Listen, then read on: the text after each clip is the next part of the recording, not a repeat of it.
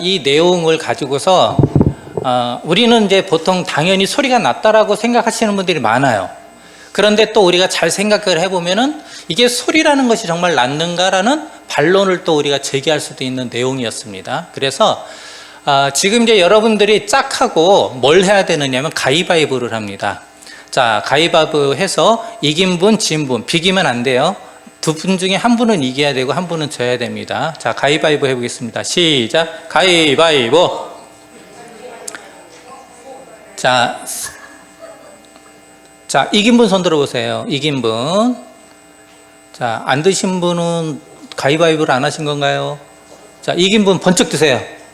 자, 여기는 안 하셨어요? 예. 이긴 분 손 드세요. 번쩍, 번쩍. 예. 자, 손 내리시고요. 이제 이긴 분은 어떤 입장이냐면은 가장 쉬운 입장이에요. 소리가 났다라는 입장입니다. 그리고 진 분은 소리가 안 났다라는 입장에서 이제 상대방을 설득을 해야 되는 거예요. 그러면 여러분들이 종이에다가 뭘 쓰냐면은 상대방을 설득할 수 있는 내용을 쓰는 겁니다. 나는 이러이러해서 소리가 났다. 나는 이러이러하기 때문에 소리가 안 났다. 여러분, 여기서는 정답을 찾는 게 아니라 내가 얼마나 많은 창의적인 생각을 갖고서 상대방을 설득할 것인가라는 이러한 내용을 갖고서 쓰시는 거예요. 아셨죠? 그러니까 뭐 현실적일 수도 있고 비현실적일 수도 있어요. 실제 이런 사건이 날 수도 있고 아니면은 미디어나 영상 매체를 통해서 뉴스를 통해서 우리가 그 내용을 우리가 들을 수도 있는 내용이에요. 그래서 여러 가지 시각에서 나는 이러이러해서 소리가 났다. 나는 이러이러해서 소리가 안 났다. 해서 여러분들이 이 내용을 정리를 해서 써보는 겁니다. 한 두세 개 정도만 쓰시면 될 것 같아요. 자, 그러면 한 2, 3분 드릴 테니까 한번 써보세요. 자, 내 입장은 소리가 났다. 왜? 이러이러하니까. 나는 소리가 안 났다. 왜? 이러이러하니까. 그래서 상대방을 설득할 수 있는 내용으로 한번 써보시는데 장황하지 않게 간략하고 명료하고 쉽게 한번 써봅니다. 네. 시간을 한 2분 드릴게요. 자, 모르겠습니다 하시는 분은 손을 드세요. 그럼 제가 힌트를 드릴게요.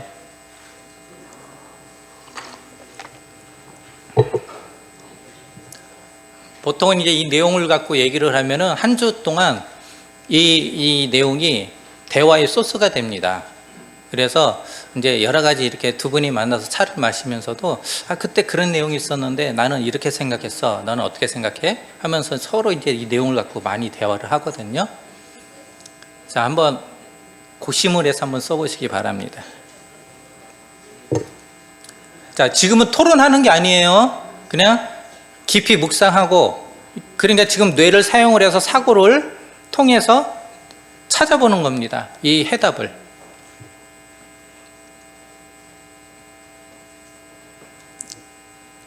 한 두 개 정도, 두 개 정도?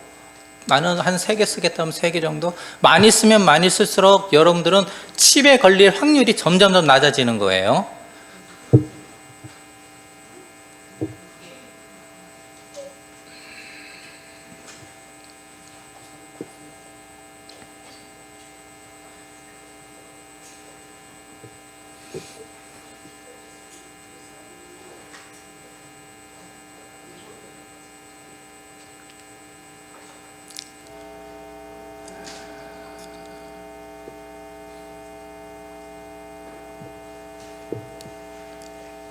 조급하게 안 하셔도 돼요. 차분하게 생각하시면서 한번 써보세요. 나라면은 이렇게 설득을 하겠다.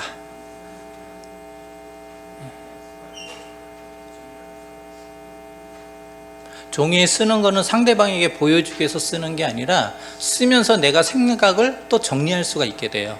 그래서 쓰면서 한번 잘못했으면 지워보고 또 밑에다 다시 정리해서 써보고 하면서 최대한 상대방을 설득할 수 있는 내용으로 여러분들이 한번 써보는 겁니다.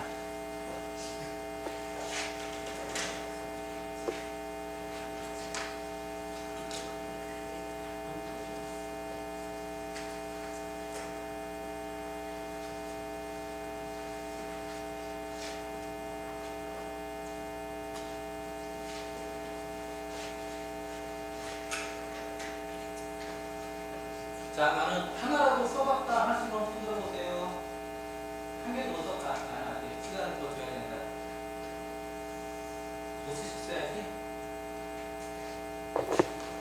어떤 입장이세요? 소리가 났다 안 났다? 소리가 안 났다. 소리가 안 났다고 하니까는 소리가 왜 안 났을까? 자, 이제 여기서 한번 다른 분들 이야기를 한번 정리를 해보면 아하 이게 될 거예요 아마. 자, 일단은 여러분들 이제 정리해 보신 것 중에서 자, 소리가 났다라고 하시는 분 손 들어보세요. 예, 그럼 우리 여기서부터 한번 얘기를 해보세요. 왜 소리가 났죠? 모든 사고에는 크면 넘어지는 소리가 나게 되었다. 예, 소리는 어쨌든 나게 돼 있다. 그리고요, 여기 안경 쓰신 선생님이신가요? 큰 나무이기 때문에 소리가 나고 근처에 다른 나무가 없어서 소리가 나고 바닥에 부딪히는 것이 밑에 받쳐주는 게 없기 때문에 소리가 나죠. 예. 까지 있었습니다. 같은데도 나무가 크니까 당연히 넘어질 때 소리가 날 수 있고 바닥에 부딪히니까 소리가 날 수 있다. 자, 이쪽에 소리가 났다 손 들어보세요. 네, 우리 장님님. 넘어갔으니까 소리가 났고 예. 소리가 났으니까 넘어가고 아, 소리가 났으니까 넘어갔다. 아, 그거는 우리가 한번 쉽게 해봐야 될 것 같아요. 예, 또 앞에. 예. 나무의 무게로 인해 소리가 나고 그래서 나무의 무게 때문에 부러질 때 소리가 날 수가 있는 거죠. 그리고 나무가 부러짐으로 해서 소리가 나고 그런데 소리가 먼저 나고 부러지는 거는 그럴 수도 있겠죠. 그렇죠? 소리가 먼저 쾅 하고 뭔가 부딪히면 소리가 나고 부러질 수도 있는 건데 그럼에도 불구하고 어쨌든 부러지면 소리가 난다. 이게 이제 여러분들이 대표적인 내용이에요. 그럼 난 소리가 안 났다. 이쪽에 저기 목사님. 제가 못 들었어요. 아, 듣지는 못했다. 예.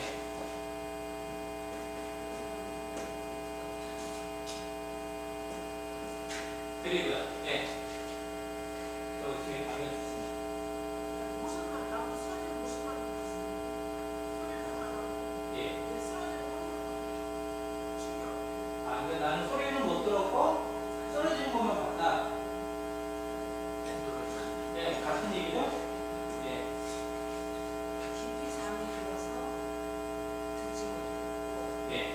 나무가 또 한 번에 넘어지지 않고 슬슬 넘어지면 소리가 자고 있어. 그렇죠. 여러 단계에 의해서 부러져 가지고서 넘어졌으니까 소리가 작아서 난 못 들었을 것이다. 예. 또요. 앞에. 네. 나무가 넘어졌을 때 소리는 났을 텐데 네.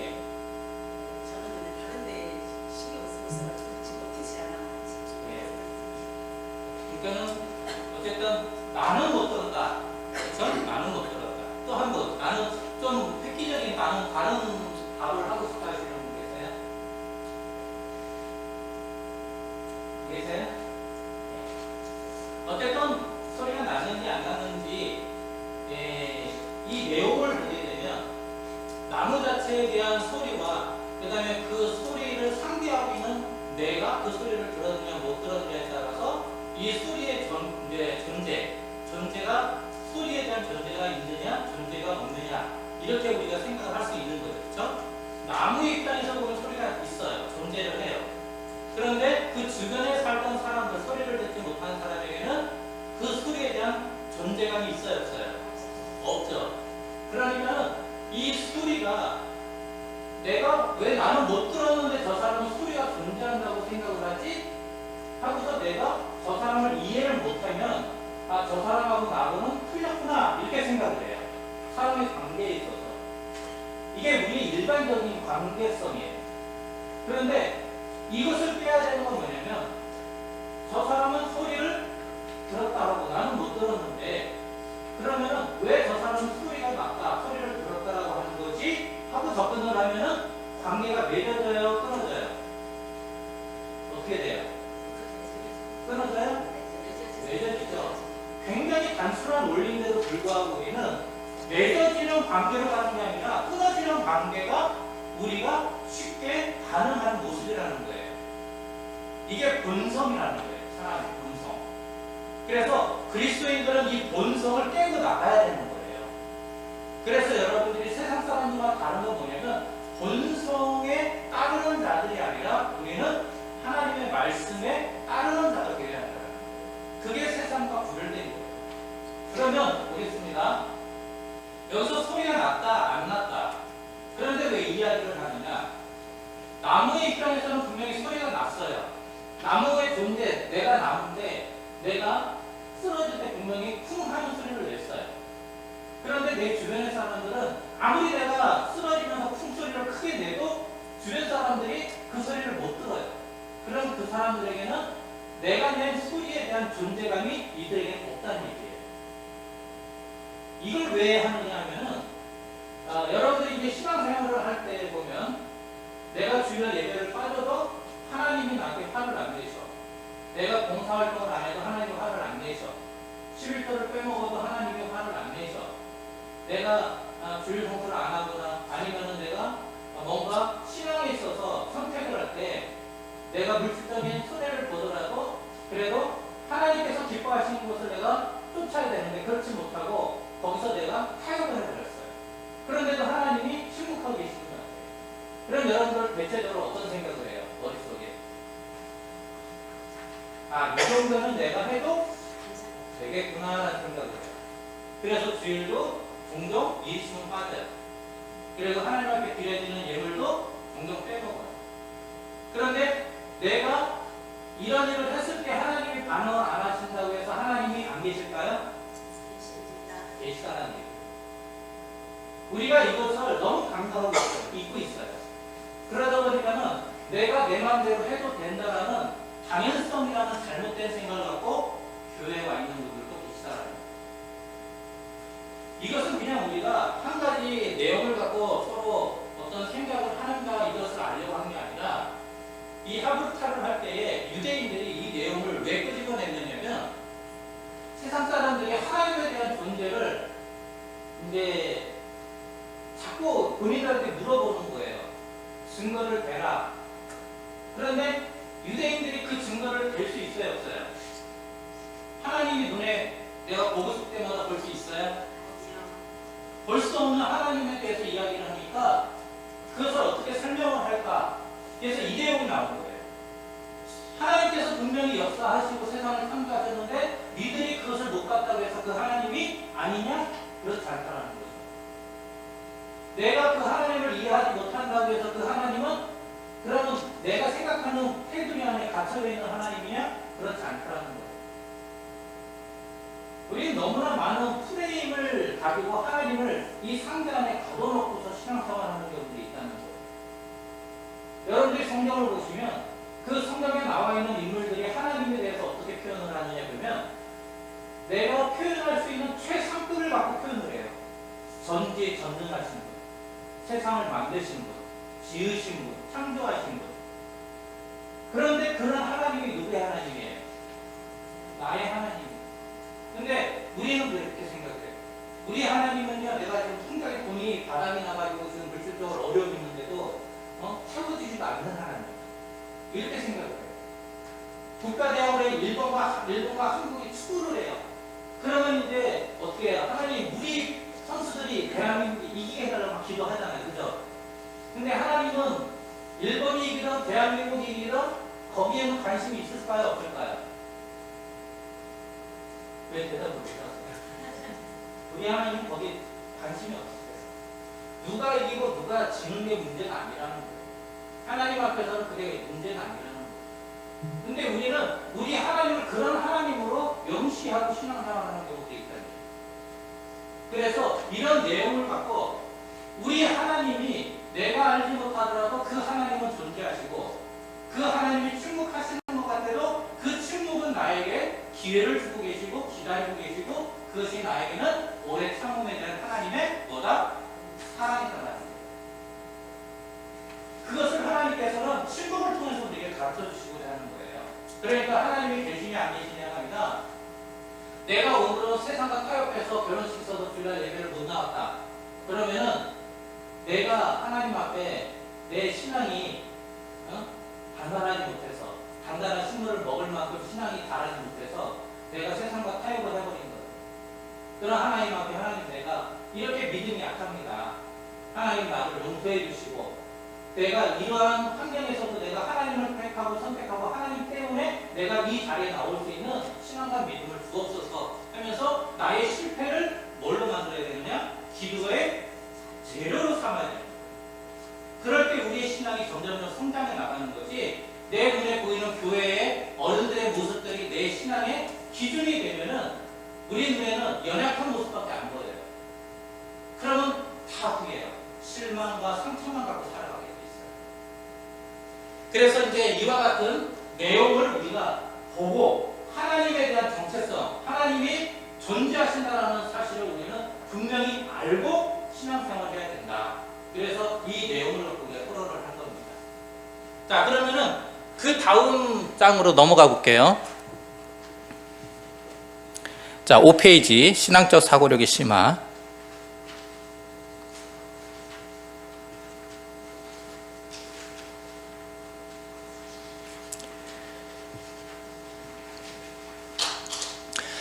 자, 이 내용을 보게 되면은요, 제목에 뭐라고 되어 있습니까? 크게 한번 읽어보세요. 시작. 제목. 시작. 예.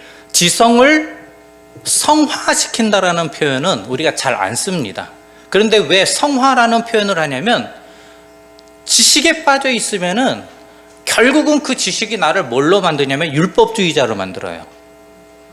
그러면 그 지식 안에는 하나님의 성령의 간섭의 영역이 있을까요? 없을까요? 그 안에는 내 지식이 모든 걸 차지하고 있기 때문에 하나님의 성령의 영역이 내 안에 들어올 여유가 없는 거예요. 그런데 그 사람은 어떤 생각을 하냐? 나는 똑똑하다고 생각을 해요. 그럼 하나님은 똑똑한 사람을 좋아하실까요? 하나님을 필요로 하는 사람을 좋아하실까요? 필요로 하는 사람. 자, 그럼 여기서 질문.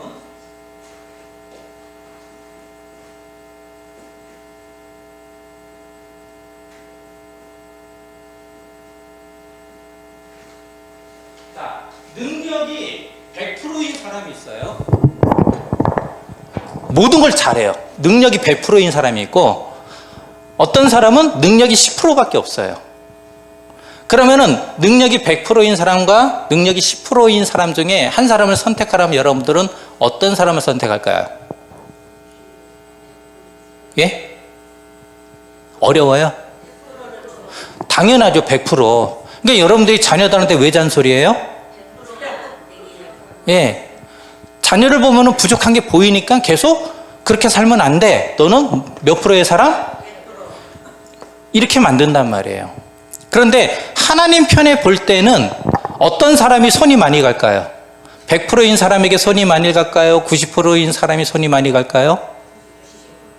그럼 하나님은 어떤 사람과 더 많이 만나실까요? 그러면 여러분들은 하나님 앞에 어떤 사람이 되고 싶어요? 예? 100%인 사람이 되고 싶어요? 10%인 사람이 되고 싶어요? 자, 세상이 보는 시각과 하나님이 보는 시각이 같을까요? 다를까요? 그런데 여러분들은 어떤 시각으로 봐요? 하나님의 시각으로 보면 축복받은 거예요. 여러분들 교회에서 사람을 세울 때 이렇게 봐요? 아니면 하나님의 시각으로 봐요? 어떤 시각으로 봐요? 이걸로 보죠? 그래서 실패가 많은 거예요. 저는 항상 저희 교인들한테 그렇게 얘기를 해요. 평신도한테도. 목사보다 나은 평신도가 되세요. 목사보다 기도 더 많이 하는 장로님이 되시고 권사님이 되세요. 그렇게 얘기를 해요. 내가 목사니까 내가 더 많이 할 거야. 이런 욕심을 저는 버렸어요. 왜? 저보다 더 훌륭하신 분들을 너무나 많이 봤거든요. 50이 넘은 아들을 위해서 90 넘은 백발의 할머니가 철회하면서 그 아들을 위해서 기도하는, 저보고 그렇게 하라면 못해요.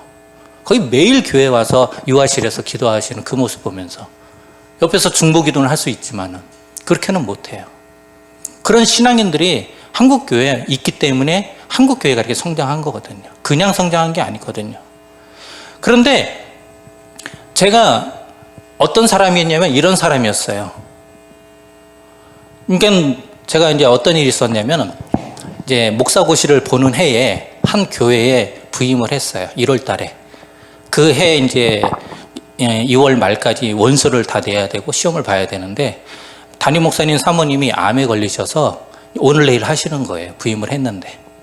그래서 이제 새벽 예배 끝나면 이제 목사님 모시고 병원에 가가지고서 이제 사모님 상태 보고 그러면서 이제 사모님 케어도 하고 교회 일도 하고 그러다가 보니까는 이제 2월 초에 중순 정도에 이제 사모님이 이제 소천하시고 장례를 치르고 그러고 나서 이제 장례를 치르는 그 주간에 이제 딱 끝나고 나서 이제 그 다음 날이 금요일이 됐어요.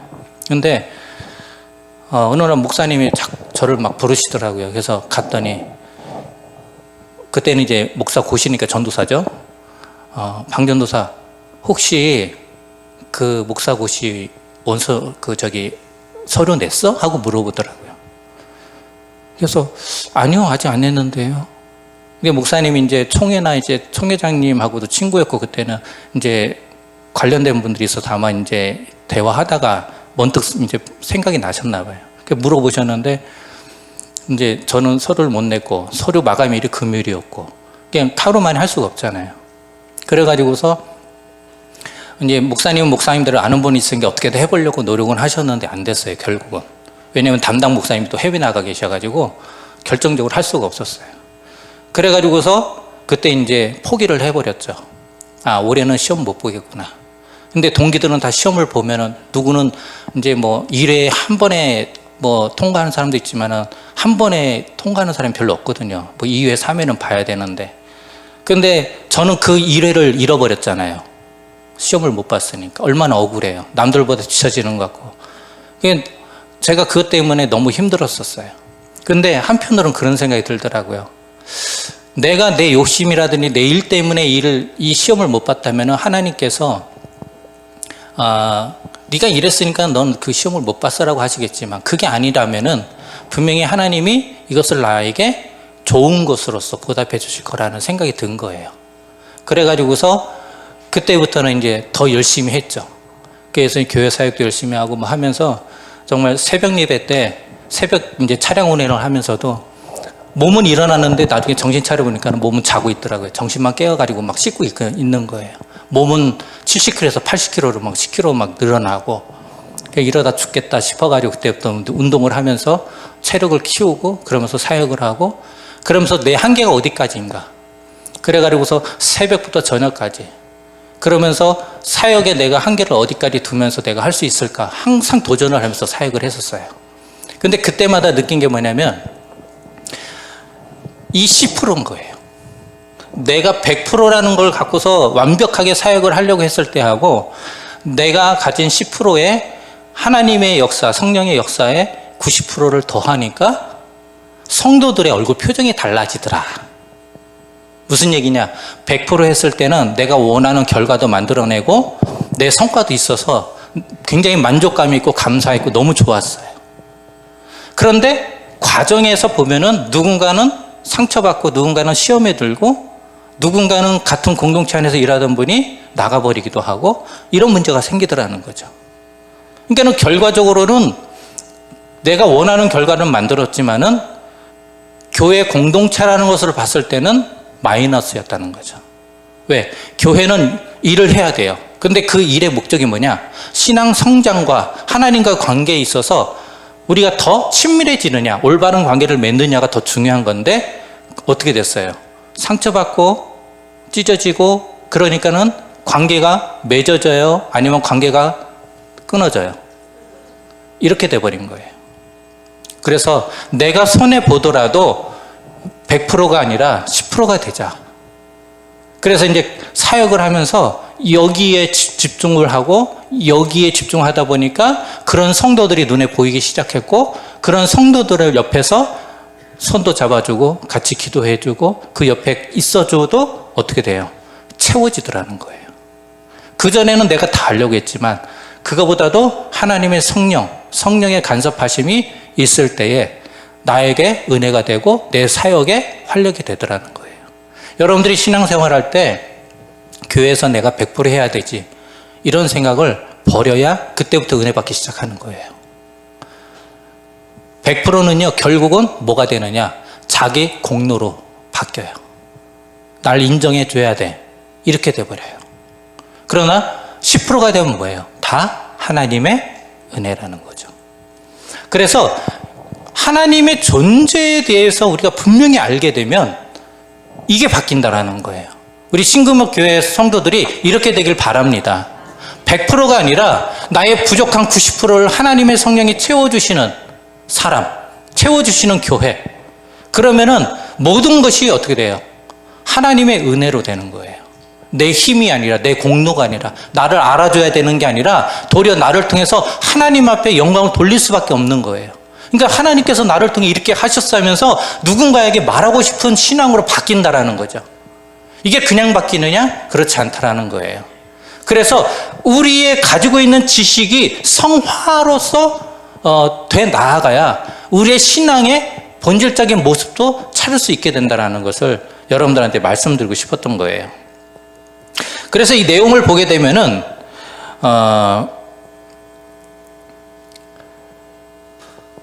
첫날 질문이 뭐였죠?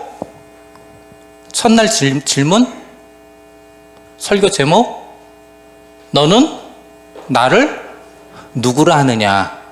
이건 뭐냐면 네가 알고 있는 예수님은 누구냐? 정체성. 네 정체성과 네 앞에 서 있는 예수라는 사람의 정체성에 대해서 네가 어떻게 알고 있느냐? 이걸 묻는 거잖아요. 그렇죠? 내가 예수님은 이런 분이십니다라고 말할 때에는 그분과 나와의 관계에 있어서 나는 어떤 존재라는 것을 알 때의 고백이 나오는 거예요. 베드로가 뭐라고 고백했어요? 살아계신 하나님의 아들이고, 두 번째는 뭐예요? 예수님은 살아계신 하나님의 아들이며 또 뭐예요? 두 번째. 예? 예수님이 누구예요? 뭐 하러 오셨어요? 주는 그리스도십니다. 그러니까는 베드로에게 있어서 예수님은 하나님의 아들이면서 나에게 메시아라는 거예요. 그럼 나는 그 하나님의 아들과 그 메시아 되시는 분과 뭐예요? 공동체란 얘기예요. 그 고백은 남이 아니란 얘기죠. 그래서 제가 여러분들이 첫날 와서 이제 오후 예배 때 말씀드렸던 게, 너는 나를 누구냐 할 때 성경에서 말하는 전지전능하고 뭐 창조하시고 뭐 이런 예수님이 아니라 나에게 있어서의 예수님은 어떤 분인가를 써보세요라고 말씀드리는 거 혹시 기억나실 거예요. 해보셨어요? 지난주도 여쭤보니까 한 분 계셨나? 안 계셨나? 그런 것 같은데. 그걸 여러분들이 꼭 해보셔야 돼요. 그건 뭐냐면 내가 지금 어느 위치에 와 있는지를 확인할 수 있어요. 내가 30년이 됐던 40년이 됐던 내가 지금까지 신앙생활을 해오면서 내가 만났던 예수님에 대해서 써가야 돼요. 그럼 내 신앙이 1년짜리인지 10년짜리인지 30년짜리인지 60년짜리인지가 나와요. 그걸 여러분들이 확인해야 돼요. 이걸 확인해야지만이 내 현 주소를 알고 내 신앙의 현 주소 속에서 나에게 필요한 게 뭔지를 알고 그리고 그것을 채우려고 하게 된다는 거예요. 그래서 이것을 발견하게 해주는 게 바로 이 하브루타입니다. 그래서 여기 보면은 분별력 향상이라고 있어요. 두 번째 보면은 뭐라고 되어 있는지 한번 읽어봅니다. 시작. 세상의 가치관 대신 말씀의 본질을 질문하여 선악을 분별하는 능력을 기른다. 자, 여기서 굉장히 중요한 건 뭐냐면 우리가 가치관이라는 것을 갖고 있는데 이 가치관이 뭐냐면 세상의 가치관이에요. 무슨 얘기냐? 우리가 성경을 보다 보면은 같은 단어인데도 의미가 완전히 다른 단어들이 굉장히 많아요. 성경에는. 그런데 우리는 그것을 성경적인 것으로 해석을 안 하고 세상적인 가치관으로 그것을 해석을 하다 보니까 성경을 곡해합니다. 그러다 보니까는 잘못된 신앙관을 갖게 돼 있어요. 그래서 이것을 우리가 훈련을 하는 거예요. 내가 생각하는 게 세상의 가치관인지 아니면 이게 성경적인 말씀에 입각한 내용인지를 우리가 분별을 해야 되는 거예요. 이 분별력이 어떻게 생기느냐? 이 하브르타를 통해서 생기는 거예요. 분별력 없는 신앙을 갖게 되면은요, 어떻게 되느냐? 사람에게 끌려가요. 내가 좋아하는 사람이 이런 주장을 하면 그 사람이 나하고 가까우니까 나는 네 편이야. 나는 저 편이야. 이렇게 돼버리는 거예요. 당을 만들어버리는 거예요. 그러니까는 이렇게 하지 않기 위해서는 하나님의 말씀 앞에 옳음과 그름을 분별할 줄 알아야 되는 거죠. 그리고 세 번째, 메타인지 극대화. 내가 아는 교리와 말씀들이 있는데 이것을 내 짝에게, 상대방하고 이제 서로 이야기를 해보는 거예요. 내가 아는 성경적인 교리는 이래, 말씀은 이런 거야. 근데 이야기를 하다 보니까는 뭘 알게 되느냐? 아, 내 설명이 부족했구나. 어떤 부분이 부족했는지를 알게 돼요. 그러면 내가 모르는 부분을 다시 채울 수 있는 거죠. 그래서 이 내용에 대해서 모르고 있는 부분들을 더 명확하게 알 수 있게 되는 기회를 갖게 되는 거예요. 그래서 오늘날 한국 교회에 꼭 필요한 게 뭐냐? 메타인지예요. 이 훈련을 꼭 하셔야 돼요. 그래야 우리가 교만하지 않고 겸손하게 하나님 앞에 말씀대로 신앙생활을 할 수 있게 되는 겁니다. 그래서 이 내용을 보면 히브리서 5장 14절에 보면 단단한 음식은 장성한 자의 것이니 그들은 지각을 사용함으로 무엇을 받아요? 연단을 받아 선악을 분별하는 자들이니라. 여기 연단이라는 단어가 나와요. 교회가 아픔이 있고 상처가 있고 이럴 때요, 이게 뭐냐면은 연단이에요. 그걸 통해서 너희들이 부러지고 쓰러져라. 하나님의 뜻은 거기 없어요. 이것을 통해서 너희들이 연단을 받아서 분별력을 가져야 된다는 거예요. 제가 전에 사역했던 교회에서 이제 교회에 문제가 생겨서 나왔을 때 종종 이제 그쪽 교회 교인들을 이제 같은 지역이니까 만나요. 그러면 성도들이 저를 제대로 볼까요, 못 볼까요? 못 봐요. 미안하고 죄송해서 못 봐요. 그럼 저쪽에 어떤 분은 피해 가시는 분도 있고 어쩌다가는 못 봐가지고 눈앞에서 딱 보는 깜짝 놀라시는 분도 있어요. 근데 그분들이 대부분 하시는 말씀이 뭐냐면 목사님 죄송해요. 그래요. 왜요? 그때 목사님을 지켜주지 못해서 죄송해요. 그런 말씀들을 하세요. 왜냐? 이분들은 교회를 오래 다녔어도 뭐냐면은 하우스 안에 꽂혔어요. 신앙이. 단단한 음식을 소화를 못 시켰던 분들이에요. 직분은 있어도 그런 환경에 부딪히니까는 아무것도 못해요. 교회 안에 한 30대 여성분이 이제 간간히 귀신이 들릴 때가 있어요. 예배 시간 중간에 막 소리를 지르고 이제 경련을 일으키고 그리고 이상한 소리를 하고 그러는데, 이런 문제가 생기면은 보통 권사님들 어떻게 하세요? 우리 신구목교회 권사님들, 어떤 젊은 여성분이 귀신이 들려가지고 막 몸을 비틀고 이상한 소리를 내요. 그럼 어떻게 하세요? 어떻게 하세요? 그런 경험이 없으세요?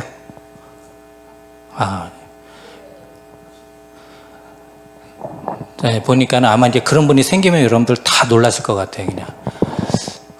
그 교회도요, 교인들이 이제 사임하기 전에 이제 180명이었던 교회가 1년도 안 돼서 이제 거의 한 500명이 됐어요.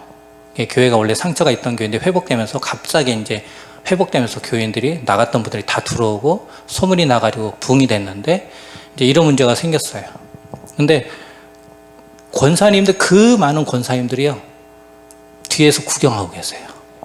그리고 어떤 권사님은 저를 찾으러 막 쫓아오시는 거예요.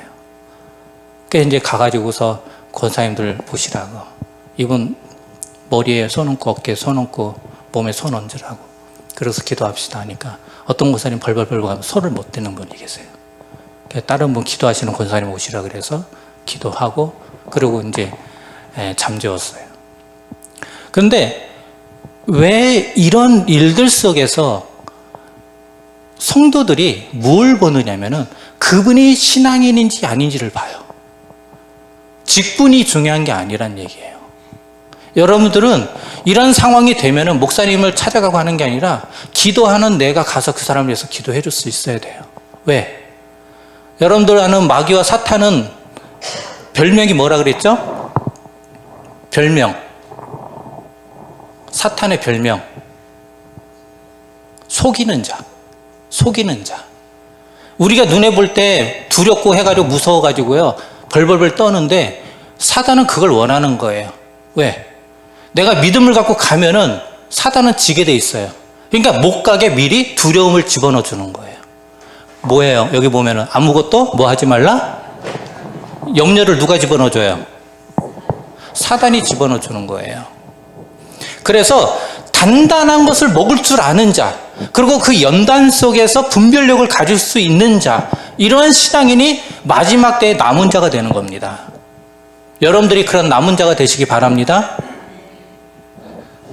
갑자기 부흥해야 되는 기분이라서 여기서 정리를 할게요. 어쨌든 여러분들이 이 하나님과 여러분들의 관계를 분명히 하면서 가야 돼요. 내가 지금 직분이 목사다 뭐다 이 중요한 게 아니에요. 지금은 한국 교회 안에 수많은 교회들이 있는데요. 그 수많은 교회인들이 다 비슷비슷한 문제들을 갖고 상처를 갖고 교회들이 위기 속에서 살고 있어요. 그러면은 그 위기와 그 상처 속에서 건강한 교회가 되려면은 따라서 하세요. 하나님과 올바른 관계를 맺어야 한다. 그냥 하나님과 관계를 맺는 게 아니라 어떤 관계요? 올바른 관계를 맺어야 돼요. 내가 생각하고 있는 관계가 아니에요. 하나님이 원하시는 관계가 올바른 관계입니다. 그래서 우리가 이 교육을 하는 거예요. 자, 그러면은 이 시간에 하브르타로 하나님의 말씀을 어떻게 공부하는지, 어떻게 나누는지에 대해서 한번 나눠보려고 해요. 자,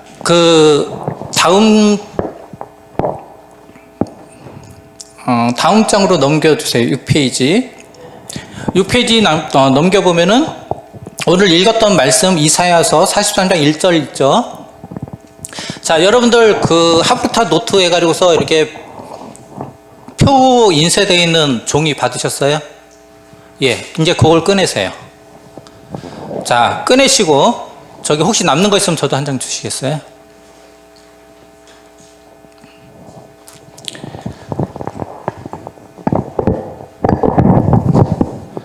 제가 이거 좀 벗어도 될까요? 예, 갱년기가 와서 좀 열이 올라서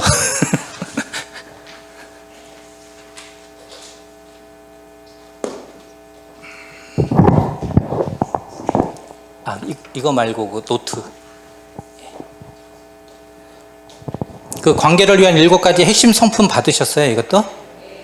예, 요거는 다음에 할 거기 때문에 여러분들은 그거 이제 보관하고 계세요. 자, 교회 하브르타 질문 노트 하면 여기 이제 질문란이 이제 있습니다. 여기다가 뭘 하냐면 이사야 43장 1절의 내용을 여러분들이 읽고 한 3번 정도 읽고 묵상을 합니다.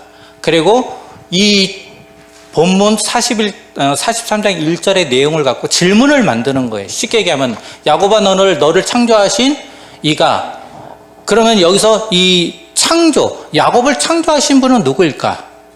그리고 여기서 여호와께서 지금 말씀하고 있는 사람은 누구인가? 이런 식으로 이제 질문을 만드는 겁니다. 질문 어렵지 않죠? 이 내용에서 그냥 찾아서 쓰시면 돼요. 그리고 왜 야곱을 이스라엘이라고 부르셨을까? 그리고 지으셨다고 했는데 하나님은 뭘 지으셨는가? 이제 이런 식으로 해서 여러분들이 이 본문을 질문으로 바꾸는 작업을 하시는 겁니다. 그러면 여러분들이 그 질문을 이제 만들고 나서 뭐 하느냐면 내가 만든 질문들 중에 이거 참 괜찮은 질문이다 생각하는 걸 2개를 뽑아요. 첫 번째 좋은 거, 두 번째 좋은 거에서 질문 2개를 밑에다가 이제 골라서 씁니다. 그리고 나서 이제 상대방하고 토론을 할 때 상대방의 질문을 여기 상대 질문이라는 란에다가 또 적어요. 그렇게 해서 이제 내 질문과 상대방의 질문 중에서 또 최고의 질문 하나를 딱 이제 선별을 해서 최고의 질문을 밑에다 적습니다. 그리고 그것이 왜 최고의 질문이 되었는지에 대한 내 생각과 느낀 점을 여기다 적어요. 그리고 맨 마지막에 내가 최고의 질문이라고 생각했던 것의 느낌을 한 단어로 함축해서 여기다가 키워드로 하나를 적는 겁니다. 그럼 나중에 이 본문을 봤을 때 이 키워드가 생각이 나요. 그리고 그 키워드를 갖고서 토론했던 내용들이 생각이 나게 되고, 그러면서 이 본문, 이 구절의 내용이 무엇인지를 우리가 알게 돼요. 그리고 결국 이걸 사고 나면은 이 43장 1절을 암송하세요 하면은요, 나도 모르게 암송이 다 돼요. 자, 왜 이렇게 되는지 이제 여러분들이 실제 해보는 겁니다. 자, 그럼 여러분들이 시간을 한 10분 정도 드릴 테니까 빨리 끝내고 싶으면 빨리 쓰세요. 늦게 쓰시면 이제 늦게 끝납니다. 자, 최대한 10개 질문, 그리고 최소한 못해도 나이 드신 분들은 질문 만들기 어려우시니까는 만들 수 있는 데까지 한번 만들어 보세요. 예. 그러면 지금서부터 질문 만들기 한번 시작해 보겠습니다. 자, 해보세요.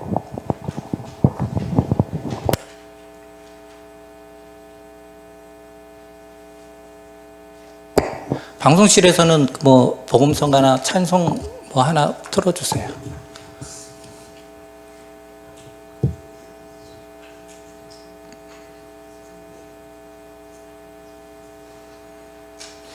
자, 지금 2시 52분이니까요. 3시까지 8분 드릴게요. 8분 동안에 질문 만들어 보세요.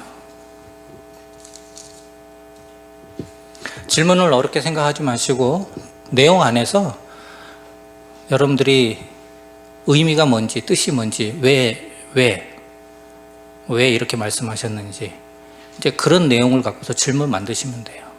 뭐 여러분들이 고품격의 어떤 질문을 만드세요가 아니에요. 어린 아이들, 유치원생들도 할 수 있는 내용으로 쓰셔도 돼요. 중요한 것은 질문 얼마나 잘 만들었냐를 보는 게 아니라 얼마나 많은 질문들을 만들었느냐를 보는 겁니다.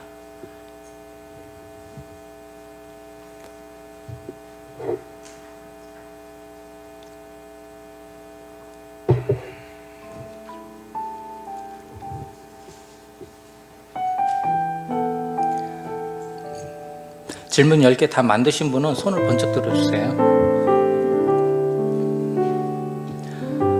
아까도 말씀드렸다시피 빨리 손 드시는 분일수록 치매 확률이 줄어드는 거예요. 왜? 많이 머리를 쓰고 사고 뇌를 활용하기 때문에 뇌를 많이 쓰면 쓸수록 치매율이 줄어듭니다. 그래서 여러분들이 지금 질문을 빠르게 이렇게 만들었다 하시는 분은 그만큼 뇌를 많이 사용하시는 분이기 때문에 뇌에서 치매 확률이 낮다라는 거예요. 어떤 분이 치매 확률이 가장 낮은지 건강한지 뇌가 건강한지 모르겠습니다.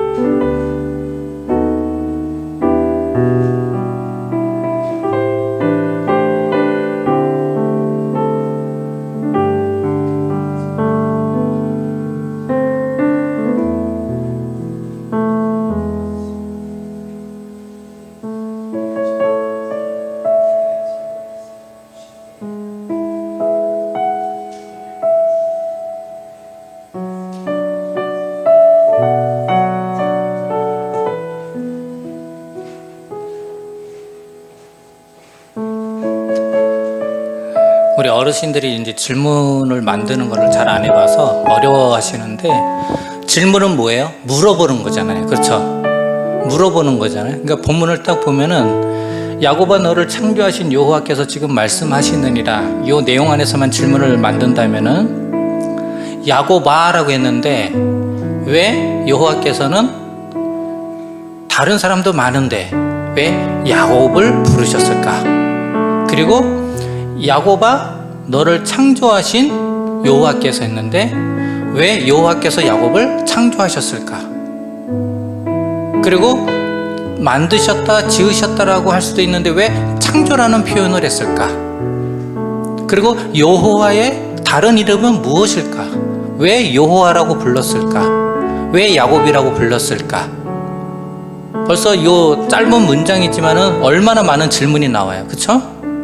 만약에 야곱아가 아니라 거기다가 내 이름을 넣어서 모세야 라고 했다면 나는 하나님을 어떻게 생각할까?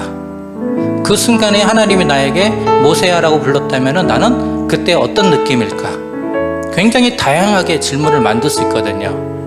근데 여러분들이 안 만들어 봐서 막막해서 그런 거지, 정말 궁금하면은요 무궁무진한 질문들이 나와요. 야곱이라는 이름 하나만 갖고도요 최소한 10개 이상의 질문을 만들 수가 있어요. 내 옆에 사람이 야곱이라면, 우리 목사님이 만약에 여호와 하나님이라면, 그 하나님이 이 강단에서 주일날 설교하신다면 나는 어떨까? 아마 한국의 유명한 정말 존경받는 목사님이 설교하실 때 그 설교를 들었을 때의 감격과 하나님이 광채 속에서 나타나셔서 나에게 말씀하실 때하고 어떻게 다를까? 나는 어떻게 반응할까? 얼마나 많은 질문들이 있겠습니까? 그러니까 어렵게 생각하면 생각이 안 나요. 그럼 정 생각 안 난다 그러면 뭐 해야 되느냐? 뇌를 깨워야 되겠죠. 어떻게 해요? 박수. 그 다음에 앉아서 발 구르기. 그리고 뭐예요? 본문의 내용을 소리내서 말하는 겁니다. 그러면 뇌가 조금씩 깨어져요. 깨면서 생각이 어떻게 해요? 안 났던 생각도 날 수가 있고, 그 생각이 창의력이 되고 또 뇌가 더 활성화되는 거죠.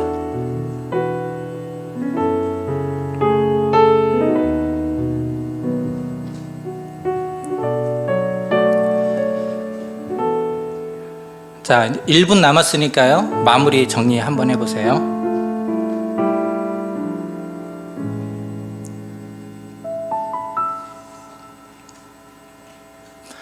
(10개) 이상 질문을 만드신 분은 최고의 질문 2개를 선택을 해서 그 다음 칸에 질문 2개 선택이라고 되어 있는 데다가 질문 1, 질문 2 해가지고 거기다가 2개를 적어 놓으세요.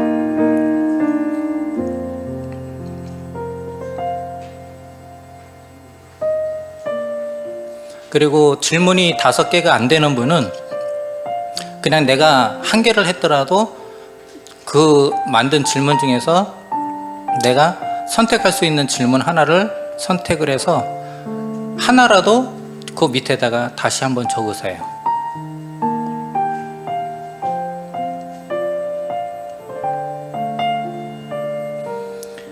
예, 이제 시간이 다 됐습니다. 그러면은 이제 선택해서 밑에 다 적으셨어요? 한 시간을 조금 드릴 테니까는 그 질문 2개 선택이라는 거에다가 여러분들이 앞에 질문 막 10개 썼던 것 중에서 2개를 선택해서 밑에다 쓰세요.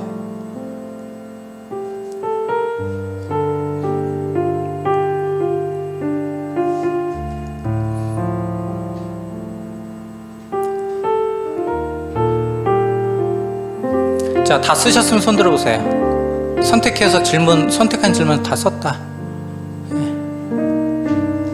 어려우세요? 유치원 애들도 해요. 아마 여기 계신 분들 유치원 안 나오셨죠, 그쵸? 유치원이 없었죠, 그때는. 예. 저도 유치원 못 나왔어요. 자, 그럼 쓰셨다고 하고 이제 옆에 분 보세요. 자, 옆에 분하고 먼저 가위바위보를 합니다. 자, 가위바위보. 자, 또 이기신 분 손 드세요. 자, 이기신 분부터 먼저 질문을 하시는 거예요. 자, 이긴 분이 옆에 분에게 내가 선택한 두 개의 질문 중에 하나의 질문을, 최고의 질문을 상대방한테 질문을 던지면 그 질문을 받으신 분은 본인이 생각하는 내용을 설명하시면 돼요. 근데 설명을 할 때 성경적인 배운 대로 여러분들이 대답을 하려고 하지 마시고 여러분들의 언어, 여러분들이 사용하고 있는 단어들, 그것을 가지고서 표현을 하시는 거예요. 그것으로 설명을 하시는 거예요. 그러니까 어렵게 생각하지 마시고, 야곱하면은 내가 생각하는 야곱은 좀 고집이 센 것 같아. 그리고 야곱은 남자야. 그리고 야곱이 복을 받은 이유에 대해서는 내가 잘 모르겠어요. 하면서 그냥 내가 질문에 대해서 아는 만큼 대답을 하시면 돼요. 그러면 그 대답을 여러분들이 그 질문 아래다 쓰세요. 그러면은 그 다음에 내가 이제 상대방이 질문을 던졌을 때 내가 대답을 했잖아요. 그 끝이 아니에요. 그러면 내가 이제 대답을 했으면은 어떻게 해야 되느냐? 질문을 한 분한테, 그러면 질문하신 분은 이 질문에 대해서 어떻게 생각하십니까? 하고 그 받은 질문을 어떻게 해요? 그 사람에게 돌려주는 거예요. 그러면은 질문을 했던 분도 본인이 이 질문을 만들었다는 건 뭐예요? 이 질문의 내용을 내가 한 번이라도 생각을 했다라는 거거든요. 그러니까는 그 질문을 또 던지면은 또 질문 만드신 분도 자기 생각이 있기 때문에 그 생각을 이야기를 하게 됩니다. 그러면은 같은 질문에 몇 가지 생각이 합쳐져요. 두 가지의 생각이 합쳐지겠죠. 내 생각과 상대방의 생각. 그리고 그 두 가지 생각 중에서 가장 설득력 있고 가장 좋았다라고 하는 그 내용을 최고의 질문 안에다 쓰는 겁니다. 아시겠죠? 자, 그럼 이제 서로 질문을 하는 시간을 갖겠어요. 먼저 질문을 했을 때 답을 할 때에 최소한 2분 안에 그 답을 하셔야 돼요. 아셨죠? 시간을 너무 끌면 시간만 갑니다. 그러니까 내가 어떻게 간단하고 명료하게 설명을 할 것인가 생각을 해놨다가 설명을 하시면 돼요. 자, 그럼 먼저 가위바위보에서 이기신 분이 먼저 질문을 하세요. 옆에 분에게. 자, 질문 시간 드리겠습니다. 자, 질문 던지면 2분 안에 대답을 하셔야 돼요.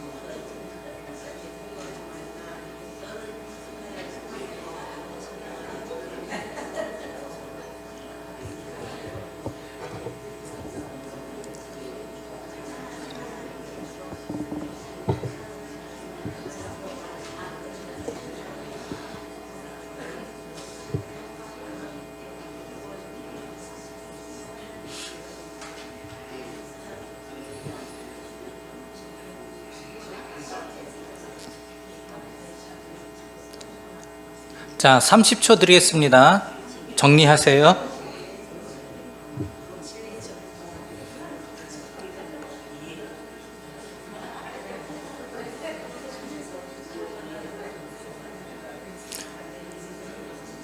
자, 상대방의 답변을 여러분도 여기다가 적으세요. 어떤 답변을 했는지 메모를 하셔야 됩니다. 종이에.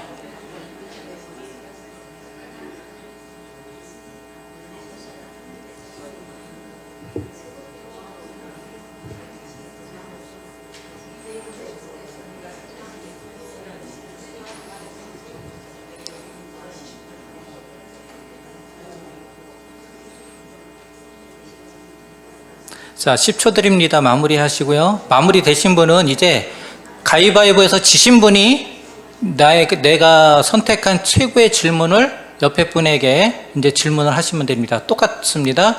질문하면은 질문 받으신 분은 거기에 대해서 2분 동안 설명을 하시면 돼요. 아직 그 질문하신 분한테 질문을 토스하지 못하신 분은 토스해서 질문하신 분의 이야기도 들어보시고 내 질문에 대한 답과 그 다음에 상대방의 질문에 대한 답을 분리해서 여기 종이에다가 표기하셔야 됩니다.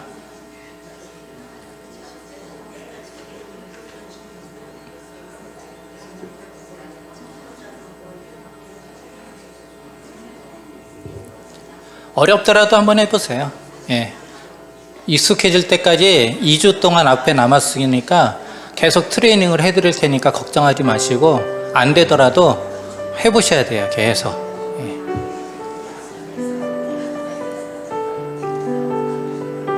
자, 상대방의 질문 이제 받으세요. 이제 가위바위보에서 지신 분이 질문하시면 됩니다.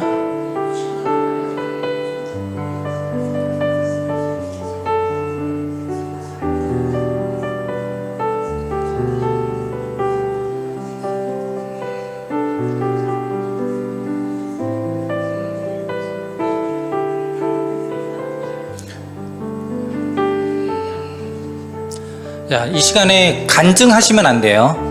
예, 간증하는 시간이 아니라 질문에 대해 답하는 시간입니다. 아셨죠? 종종 보면은 교회다 보니까 질문하면은 간증을 하시는 분이 있어요. 예, 간증 시간이 아니니까 예, 질문에 대해서만 생각하시고 거기에 대해서 간단하게 명료하게만 답변하시면 돼요. 자, 상대방의 이제 그 답을 들었다면 이제는 질문하신 분에 대한 자기 생각도 한번 얘기를 하세요, 이제.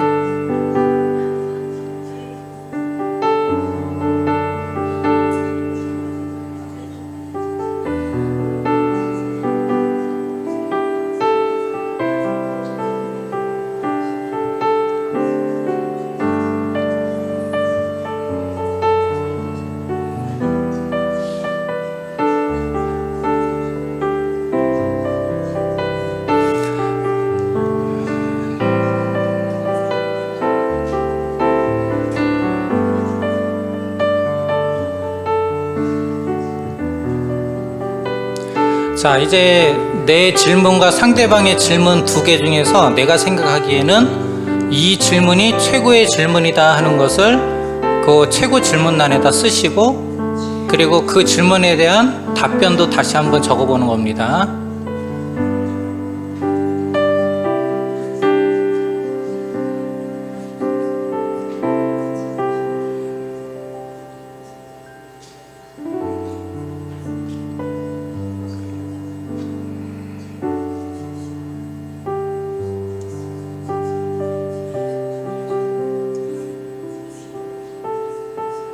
어때, 지금 제가 진행하는 대로 쓰고 계세요?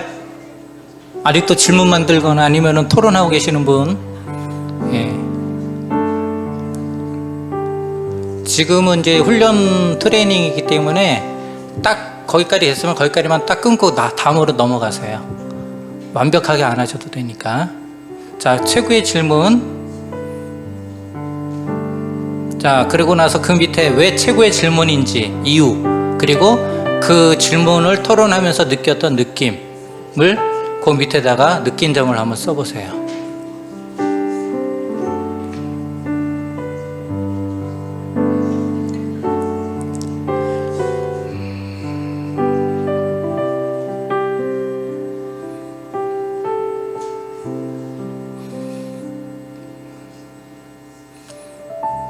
느낀 점을 쓰신 분은 이제 내가 느낀 그 내용을 단어 하나로 표현한다 하면은 나는 이 단어를 쓰겠다 해서 키워드를 하나 만들어서 그 아래다가 단어 하나로 쓰세요.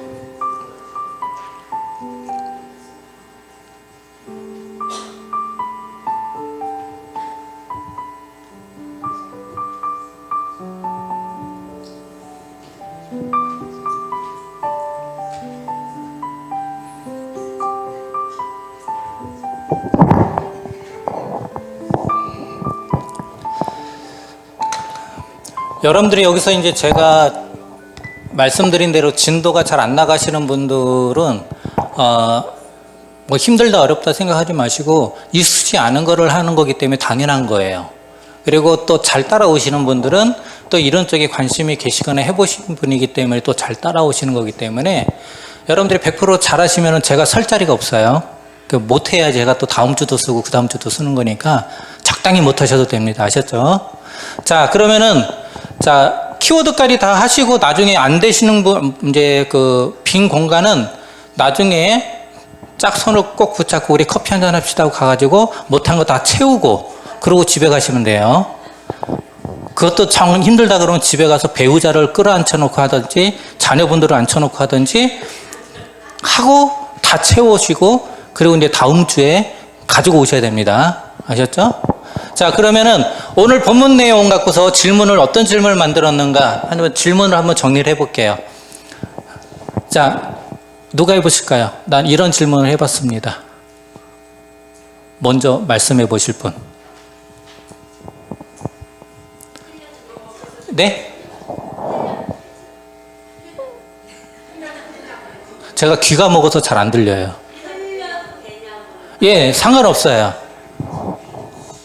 구속이라는 것과 창조자에게 했던 하나만.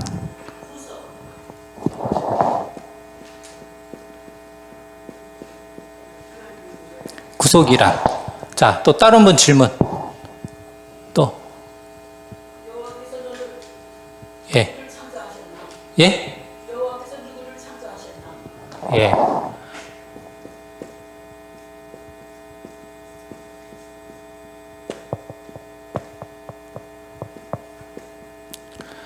예.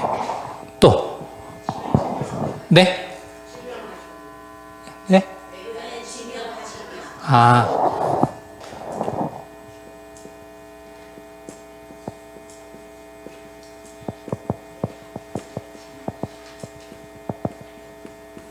예, 또.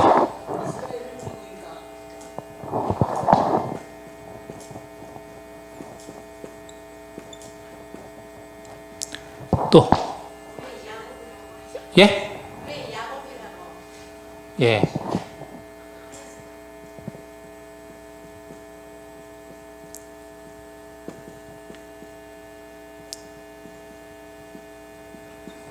예, 또.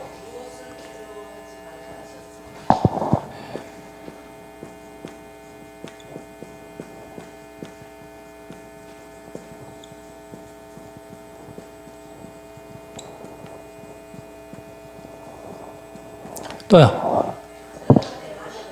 예? 예.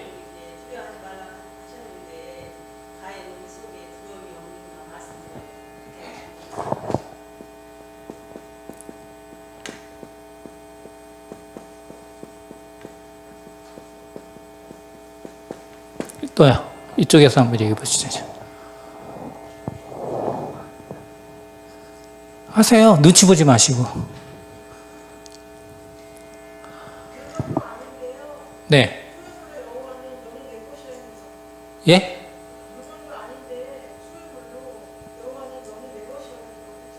예. 이걸 질문으로 만들어 보시면.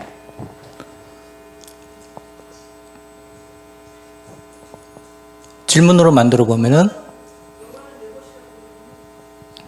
예.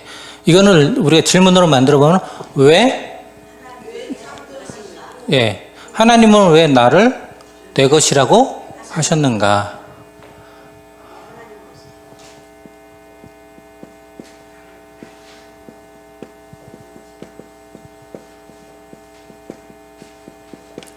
또요.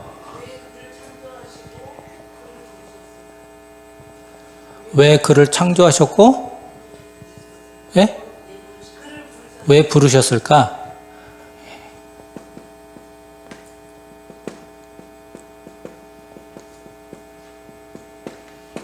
또요.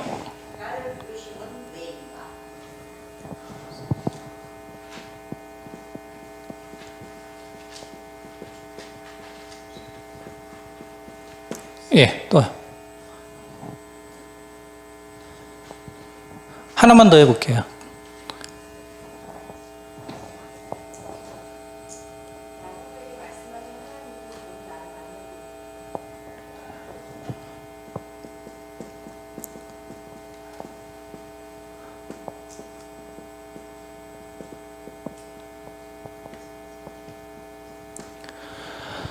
자, 여기서 보면은요, 구속이라는 단어가 나오고, 창조라는 단어가 나오고, 지명이라는 단어가 나오고, 이스라엘이라는 단어가 나오고, 또 여기 야곱이라는 단어가 나오고, 두려움이라는 단어가 나오죠.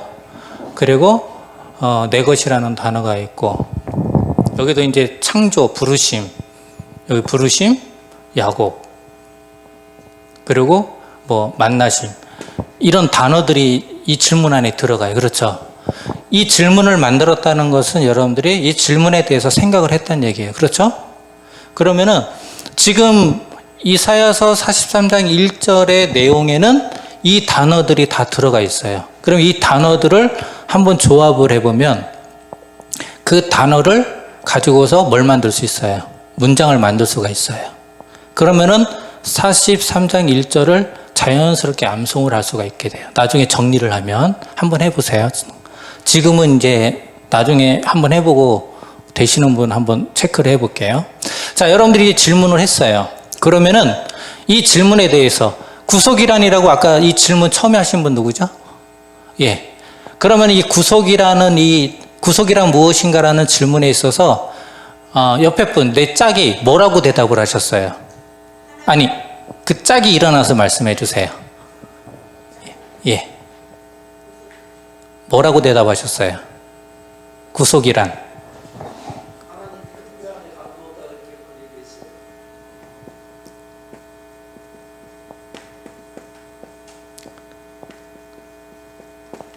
자, 그러면 질문하신 분은 뭐라고 대답하셨어요? 이 부분에 대해서요. 구속이요. 변개할 수 없는 소유물이라. 네? 변개할 수 없는 예. 하나님의 소유물이라 느꼈다.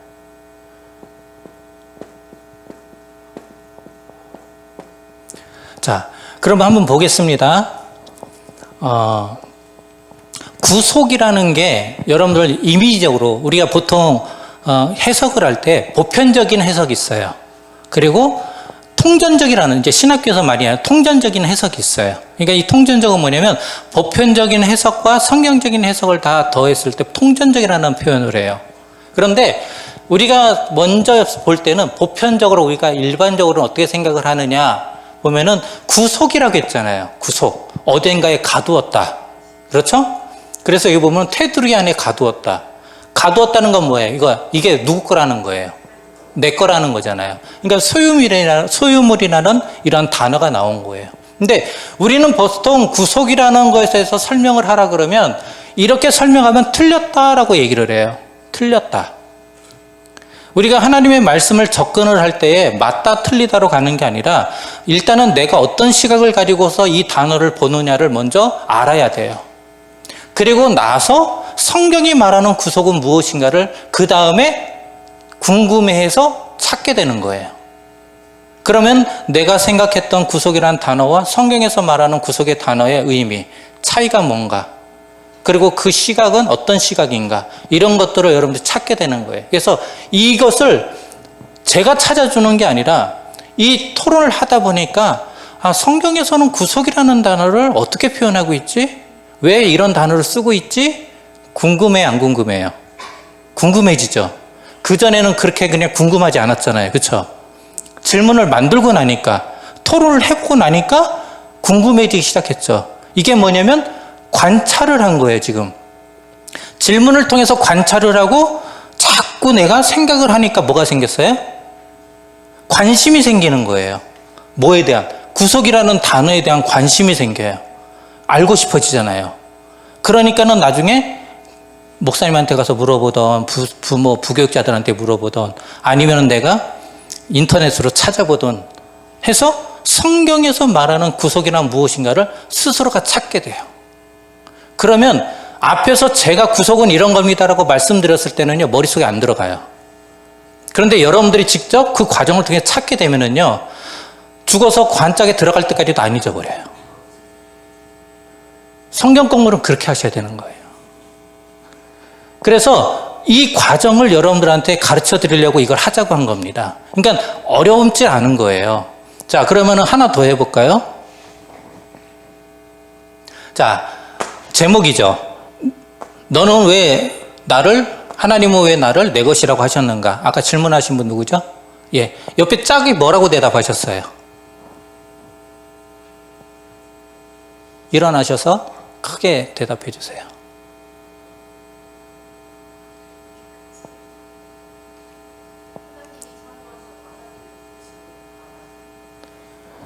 예. 그러니까는 하나님이 나를 창조하셨고 부르셨기 때문에. 그러면 질문하신 분은 뭐라고 대답하셨어요? 예?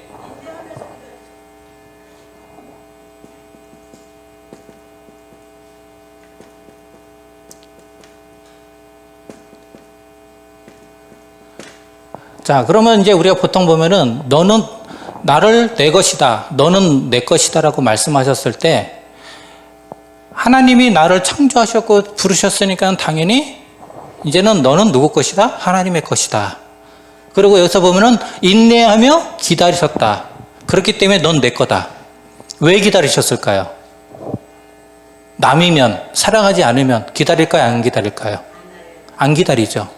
그러니까는 기다렸다는 건 뭐예요? 내가 사랑하는 자고 너는 나와 관계가 있어요, 없어요? 있기 때문에 기다리는 거거든요. 그러니까 우리가 성경을 접근을 할 때에 목회자가, 교육자들이, 신학 박사가 가르치는 용어나 문장으로 가지고서 여러분들이 그것을 내 거화 해가지고서 설명을 하려고 그러면 힘들어요. 내 용어, 내가 알고 있는 지적인 부분을 갖고 그것을 가지고서 성경적으로 설명해 줄 수 있어야 내 것이 되는 거예요. 이해되세요? 우리 어르신들 이해되세요? 어려워요? 이해가 되죠? 제가 어렵게 하는 사람이 아니에요. 저는 어린이 사역만 한 20년을 했던 사람이라 어렵게 할 줄을 몰라요. 그러니까는 웬만큼은 이해가 되실 거예요. 자, 그러니까는 성경이라는 것을 너무 여러분들이 공과 시간에 보면은 여러분들 성경 공부할 때 질문이 있죠. 그러면 그 답을 쓰죠. 그런데 여러분들이 답을 썼다가 틀리면은 이제 만약에 제가 여러분들 성경 공부를 가르쳐요. 그럼 제가 질문에 대해서 왜 하나님은 나를 부르셨을까라는 질문에 하나님은 나의 하나님이기 때문에 부르셨습니다 하니까는 여러분들이 썼던 질문을 다 쭉쭉 거버리고 제가 얘기한 답을 거기다 밑에다 써요. 여러분들이 쓴 답 그리고 제가 말한 답에 공통점을 찾아야 되는 거예요. 여기서의 공통점처럼 무슨 얘기인지 아시겠어요? 공통점이 뭐예요? 구속이라는 단어 안에 있는 여러 가지 다양한 의미들을 이 구속이라는 단어로 함축시키는 거예요. 그래서 여러분들이 성경에 대한 이야기를 할 때도 그렇게 하면은 상대방의 이야기를 우리가 집중해서 듣게 돼요, 안 듣게 돼요? 들을 수밖에 없죠. 그게 뭐냐면 경청이라는 거예요. 그냥 들리는 소리를 듣는 게 아니라 저 사람이 무슨 얘기를 하려고 하는지 그 사람에 대해서 집중해서 그 소리에 내가 어떻게 해요? 내 생각과 내 귀를 열어주는 거예요. 그럴 때에 이 안에서 뭐가 생기느냐면은 이해라는 성품이 생겨요. 이해. 저 사람은 이렇게 했으니까 이렇게 얘기를 하는구나. 그런데 이게 없는 사람은 어떻게 해요? 아니, 왜 그렇게 얘기를 하지? 왜 그렇게 생각을 하지? 하면서 어떻게 해요? 바늘이 튀어나와서 상대방의 심장을 콱 찔러버려요. 우리는 상대방을 찌르기 위해서 토론을 하는 게 아니라 뭐 하기 위해서? 서로 이해하기 위해서. 그래서 여러분들 보면은 이제 교회에서 여러 가지 회의할 때에 찌르는 사람인지 이해하는 사람인지 분별력이 생겨요, 안 생겨요? 생겨요. 여러분들은 찔러야 돼요, 이해해야 돼요? 하나님은 찌르는 사람을 좋아할까요? 이해하는 사람을 좋아할까요? 자, 뭐 답을 제가 얘기 안 해도 아시겠죠? 예. 그렇게 해서 여러분들이 질문들을 만드는 과정에서 벌써 여러분들은 저 본문의 내용을 머릿속에 생각을 했던 거예요. 그리고 그 내용 중에서 내가 관심이 있는 부분만 갖고서 질문을 토론을 해서 내 생각과 상대방의 생각을 같이 모아가지고서 정리를 해요. 그리고 나서 이 내용을 나중에 느낀 점을 이야기를 한다면은 한번 느낀 점 뭐라고 쓰셨어요? 우리 권사님. 느낀 점. 쓰셨어요? 밑에? 키워드 전에 느낀 점. 마지막 최고의 질문에 대한 느낀 점. 예. 그러니까 하나님과의 나와 관계는 그 누구도 변하게 할 수 없다.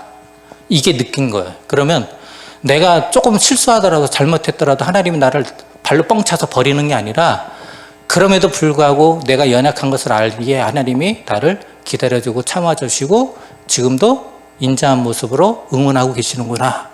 이걸 느끼는 거예요. 그러면 그 느낌을 갖고 하나님 앞에 나와서 기도하면 내 마음이 어떻겠어요? 가슴이 따뜻해지잖아요. 그게 하나님과의 관계를 맺는 과정이에요. 그러면 이것을 하나의 키워드로 만든다면요. 원사님, 느낀 점을 하나의 키워드로, 단어로 만들면 소유물, 소유를 좋아하시나? 저는 이제 그 내용을 갖고 나의 키워드는 구속이란 따뜻함이다. 핫팩이다. 이렇게 이제 표현할 수 있는 거예요. 그러면 핫팩 볼 때마다 하나님의 따뜻함을 느끼는 거죠. 그리고 이 토론의 내용들이 어떻게 해요? 연계 해가지고서 장기 기억화됐던 내용들이 나와가지고 내 머릿속에서 그래, 그때 그런 얘기를 했었지 하면서 이 구속이라는 단어 하나지만은 그 안에 이런 것들이 어떻게 돼요? 연상이 되면서 구속에 대한 생각의 영역이 어떻게 돼요? 확장이 되는 거예요. 여러분들이 이런 식으로 여러분들이 10년, 20년 신앙생활 하면은 어떨 것 같아요? 어떨 것 같아요? 벌써 흥분되죠? 내가 이렇게 신앙생활 했으면은 내가 이 자리에 있질 않지. 여러분들 여기 서서 다 가르쳐야 되는 거예요. 자, 하브루타라는 것은 이런 과정을 통해서 하는 겁니다. 그런데 이제 이 내용은요, 여러분들 뿐만 아니라 여러분들의 자녀들, 그리고 지금 학생들, 학교에서 이런 과정을 통해서 학습을 해요. 아이들이 교과 내용이나 학습 내용을 갖고서 질문 만들기를 해요. 그 다음에 우리가 조금 전에 했던 것처럼 두 가지의 최고의 질문을 뽑아요. 왜 두 개를 뽑느냐면 간혹 가다가 상대방하고 질문이 중복이 되는 경우가 있어요. 그러면은 두 질문 중에 중복이 안 되는 질문으로 바꿔서 하면 되거든요. 그래서 두 개를 선택을 하는 거예요. 그래서 그걸 갖고서 서로 토론을 하고 토론한 내용을 정리를 또 해요. 최고의 질문으로 아까 한 것처럼. 그리고 느낀 점을 써요. 그리고 단어를 만들어요. 키워드를. 그렇게 해서 아이들이 공부를 하는 겁니다. 그래서 학교 공부할 때 이것을 활용을 해요. 그래서 하브루타를 보통 이것을 하시는 일반 분들은 학교 선생님들이 많고 유치원 선생님들, 학원 선생님들, 원장님들이 대부분이 하브루타를 많이 하세요. 그래서 이 원리를 여러분들이 알고 집에 가서 아이들한테 이 원리를 가르쳐주면 학교 공부하는데 굉장히 큰 도움이 됩니다. 아직은 이제 잘 이걸 명료하게 하기는 여러분들 힘들 거예요. 그러나 이제 2주 더 남았으니까 2주 동안에 또 계속 반복하면서 이제 여러 가지 본문을 갖고 훈련을 하시면 조금 익숙해질 거예요. 그러면 이걸 갖고 끝내면 안 돼요. 이제는 여러분들이 구역 예배를 드리던 아니면 뭐 여러분들이 밥 먹고 모임을 갔던 모여서 성경 중에서 여러분들이 오늘 목사님 설교 본문 내용 중에 요 문장을 갖고 단어를 갖고 본문을 갖고 하브루타 합시다. 앉아가지고 서로 꺼내놓고 질문 만들어보고 토론하고 이 시간을 여러분들이 많이 가져보세요. 그러면은 그냥 행복한 교회, 사랑이 많은 교회 아무리 외쳐봐야 소용없어요. 이거 하면은 나도 모르게 그 안에서 전인격적인 변화가 일어날 겁니다. 그것을 여러분들이 경험해 보길 바라요. 그래야 교회가 바뀌고 교회가 제대로 성장되는 겁니다. 그러면 이 내용을 통해서 여러분들이 한 가지 이제 알아야 될 게 뭐냐면 이것을 하다 보니까 여러분들이 설명을 여러분들이 잘 할 수 있어요? 아니면 하다가 막혀요? 막히죠? 그게 뭐예요? 왜 막혀요? 막히는 이유가 뭐죠? 그 부분에 대해서 내가 모르죠? 그 모르는 것을 내가 지금 알게 됐어요. 그게 바로 메타인지예요. 그게. 그러니까 여러분들이 설명을 하다 보면 내가 설명이 안 되고 막히는 부분, 내가 모르는 부분, 그 부분이 바로 메타인지예요. 그래서 이 메타인지라는 것은 내가 모르는 것을 알게 됐을 때에 그 모르는 것을 알려고 찾는 과정이 자연스럽게 이어지죠. 그게 자율성이라는 거예요. 아이들 보고 스스로 공부하라 그러는데 아이들이 스스로 공부해야 안 해요. 아무리 비싼 뭐 교재를 갖다 주고 선생님을 붙여놔도 애들이 왜 안 해요? 안 하는 이유가 뭐예요? 관심이 없어요. 그런데 관심 없는 아이들한테 자꾸 주면은 아이들이 해요, 안 해요? 안 해요. 반감만 늘어나요. 그런 아이들한테 관심이 없는 아이들한테 관심을 갖게 하는 과정이 뭐냐? 관찰이라는 거예요. 그래서 자꾸 여러분들이 아이들이 관심이 없는 것을 가져와서 만약에 여기 이제 드럼이 있어요. 음악에 대해서 관심이 없어요. 그러면 이 아이한테 드럼을 보여주면서 질문을 해요. 아들아, 드럼의 북이 몇 개일까? 북이 몇 개일까요? 아시는 분? 3개, 또 4개, 또 5개. 자, 지금 여기에 몇 개가 있을 것 같아요? 자, 하나, 둘, 셋, 넷, 5개. 드럼은 5기통, 7기통, 그러니까 5개, 7개 이렇게 있어요. 그러면 이제 이 친구가 처음에는 관심 없다가 관찰을 하죠. 질문을 던졌으니까. 관심이 생기겠어요, 안 생기겠어요? 처음엔 북만 봤는데, 북의 크기가 다르네? 그러면 제일 큰 북은 어떤 걸까? 작은 건 어떤 걸까? 어떻게 활용이 될까? 왜 크고 작아질까? 왜 드럼에는 북만 있는 게 아니라 심벌이 있지? 자꾸 머릿속에서 질문과 거기에 대한 생각이 생겨요, 안 생겨요? 생기면서 이 아이는 드럼에 대한 관심이 생길까요, 안 생길까요? 생기게 되겠죠. 그러면 그 다음에는 애가 나도 모르게 와서 앉아봐요. 두들겨 봐요. 그 다음부터는 배우고 싶어져요. 그러면 가르쳐주는 사람 찾아요. 그러면 자기 돈을 들여가지고 또 배워요. 아니, 엄마 쫄라서 배워요. 이게 뭐예요? 이게 교육의 과정이라는 거예요. 그러니까 관심 없는 애를 쪼으면은 안 돼요. 관심을 갖게 해야 되는 거예요. 이게 여러분들이 해야 될 역할이고, 또 이게 교회 안에서도 마찬가지예요.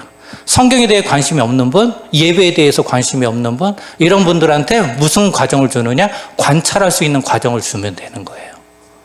그래서 성경도 관찰할 때 이런 식으로 우리가 지금 한 것처럼 관찰하게 하시고, 그리고 관찰을 통해서 여러분들 스스로도 내가 이 부분에 대해서 이렇게 생각했는데, 내가 미처 생각하지 못한 부분이 있었네? 라는 것을 알게 되는 거죠. 자, 그러면 우리가 지금 본문을 뭐 여러 개 본 거 아니니까 이사야 43장 1절. 자, 이 내용을 우리가 이제 한번 이제 암송이라고 생각하기보다도 한번 정리를 한번 해볼게요. 자, 이사야장 43장 1절에 보면 제일 첫 번째 등장하는 인물이 누구죠? 자, 야곱이에요. 근데 그냥 야곱이 아니라 야곱을 부르셨죠. 부를 때 우리 뭐라고 불러요? 야곱 선생님 이렇게 불러요? 야곱아라고 불러요.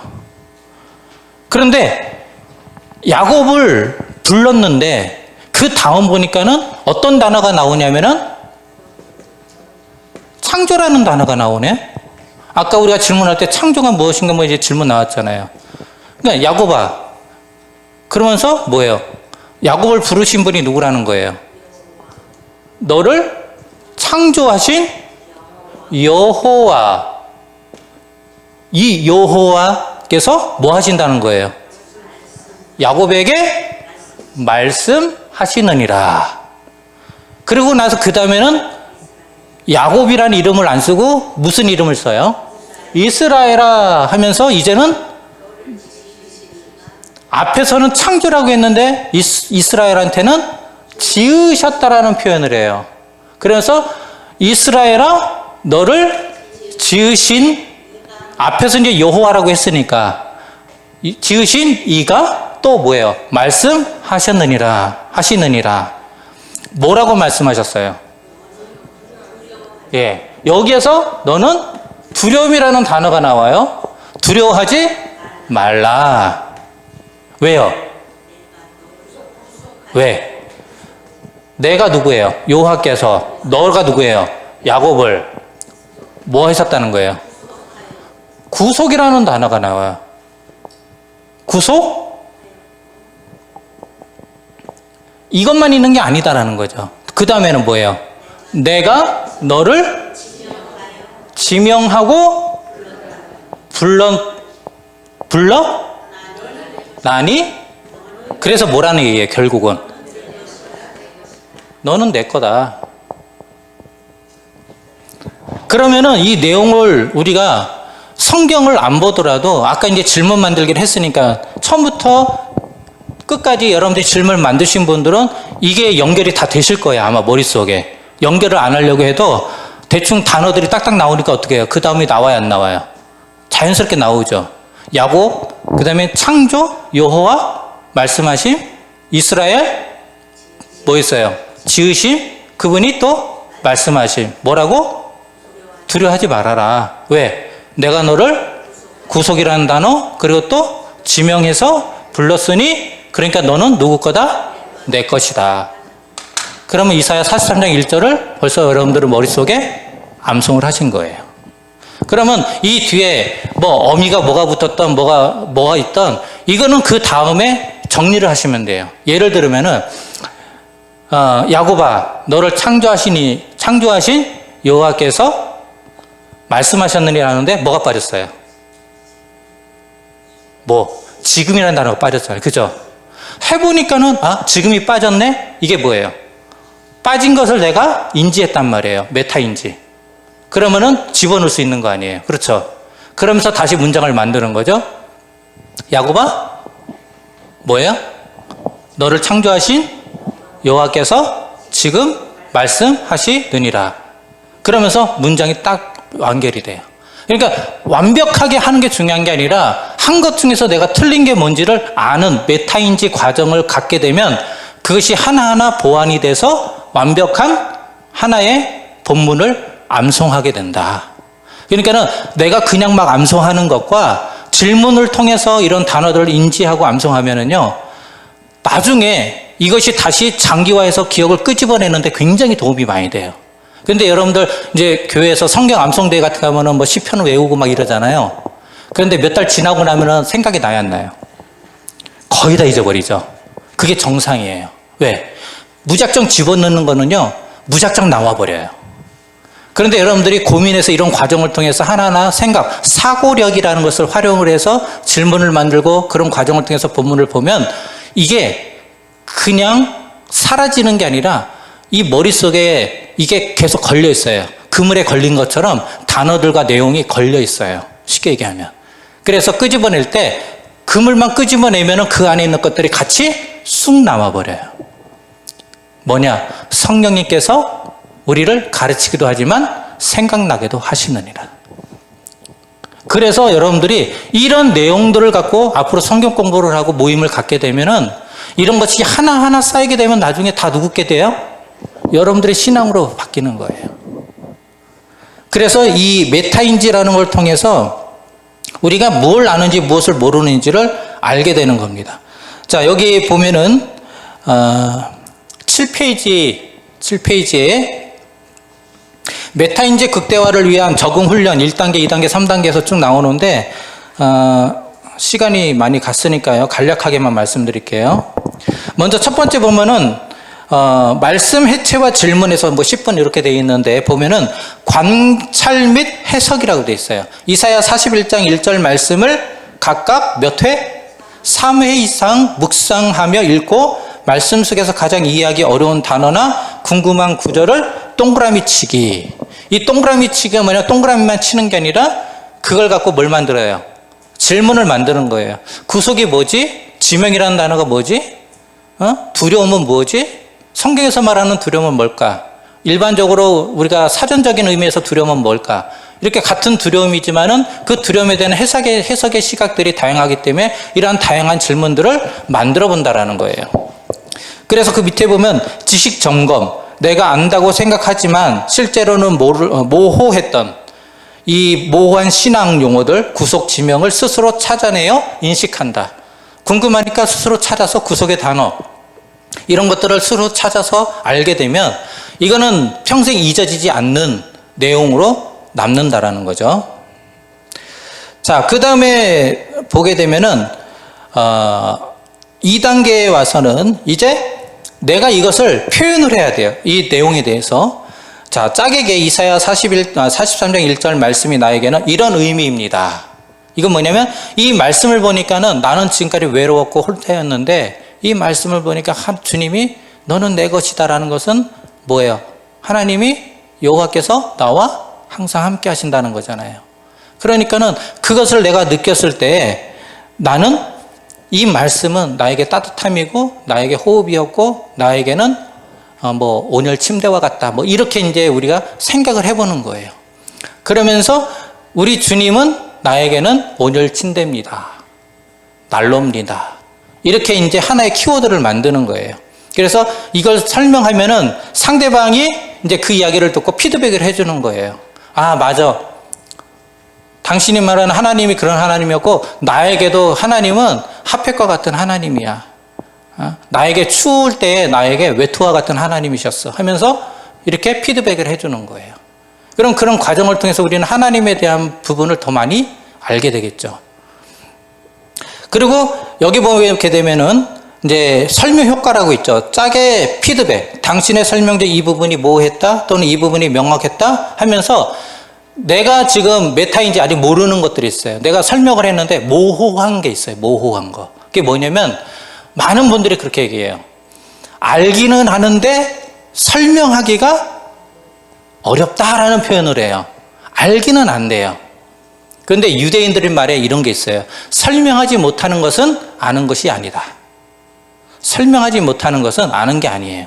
설명할 줄 알아야 돼요. 그게 뭐냐면 설명하지 못하는 것은 모호하다는 거예요. 그러니까 여러분들이 신앙에 대해서 제대로 설명을 못하는 것은 뭐예요? 모호하다는 거예요. 모호하니까는 신천지가 들어오면은 어떻게 돼요? 쉽게 넘어가요. 왜? 모호하니까 정확한 걸 모르니까 그게 다 좋은 것처럼 들려서 획 넘어가 버린단 말이에요. 이단이나 사이비한테. 모호한 신앙은요, 위험한 겁니다. 그래서 우리가 이러한 모호한 것을 명확하게 만드는 과정으로 삼아야 된다는 거예요. 그 다음에 사실 이해 질문이라고 있어요. 사실 이해 질문. 그게 뭐냐면 하나님께서 이스라엘을 구속하셨다는 말씀의 의미는 무엇인가? 지명하여 부르셨다는 것은 이름표를 붙였다는 것 외에 어떤 뜻을 내포하고 있는가? 본문 안에서 우리가 답을 추측해낼 수 있는 질문들을 사실 질문이라 그래요. 그러니까는 이 본문 안에 있는 인물은 누구인가? 하나님은 여호와는 누구에게 말씀하고 계시는가? 답이 있어요, 없어요? 야곱은 지금 누구의 말씀을 듣고 있는가? 누구의 말씀 듣고 있죠?